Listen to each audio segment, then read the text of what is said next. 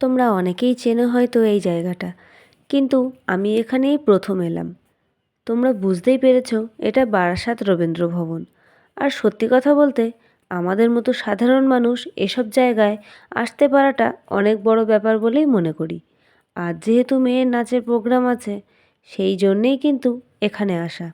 আমরা কিন্তু একসাথে অনেক গার্জেনরা মিলেই এসেছি।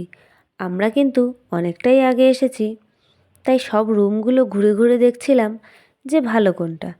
তারপর রুমের মধ্যে জিনিসপত্র রেখে তাড়াতাড়ি চলে গেলাম পেট পুজো করতে, কারণ সব কিছু সেরে মেয়েদের মেকআপ করতে বসতে হবে। প্রত্যেকবার প্রোগ্রামে মেকআপের দায়িত্ব স্যারদের থাকে, কিন্তু এবার বাচ্চাদের রেডি করার দায়িত্ব পড়েছিল আমাদের উপর। আমাদের বুক করা মেকআপ আর্টিস্ট প্রথমেই আমার মেয়েকে দিয়ে শুরু করে দিল, আর আমি তো হেল্পার আছি। আমার মেয়ের মেকআপ করা হয়ে গেছে, শাড়ি পরানোটা বাকি। কিন্তু এরকমভাবে সবাইকে কত কিউট লাগছে না দেখতে। তারপর দেখো, আমি শাড়ি গহনা পরিয়ে পুরোপুরি রেডি করে ফেলেছি। আমার যে দেখতে কি ভালো লাগছে। তো দেখো, বাড়ি থেকে যে মেকআপ করে এসেছিলাম, ঘাম মুছতে মুছতে উঠে গেছে, তাই হলে যাওয়ার আগে একটু ফেস পাউডারটা লাগিয়ে নিলাম। অবশ্য এই রুমে, হলে, সব জায়গাতেই কিন্তু এসি ছিল। আমি তো ঘামছিলাম টেনশানে। তো যাই হোক, চলে এসেছি হলে। মেয়েকে রেডি করে আনতে আনতে হল পুরো ভর্তি।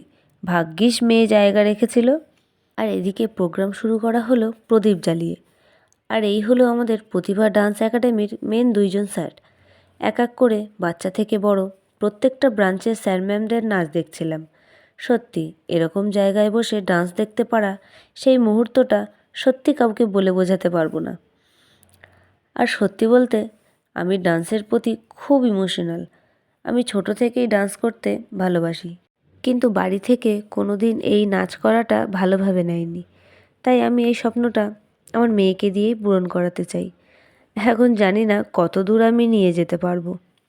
নাচের ভিডিওটা তোমাদের আমি আগেই দিয়ে দিয়েছি, যারা দেখোনি দেখে নিতে পারো। তো প্রোগ্রাম শেষে বাড়ির পথে রওনা দেওয়ার জন্য চলে আসলাম স্টেশনে। তো বন্ধুরা, আমার ভিডিওটা যদি ভালো লাগে তাহলে প্লিজ সাপোর্ট করো, পাশে থেকো, সবাই ভালো থেকো। টাটা।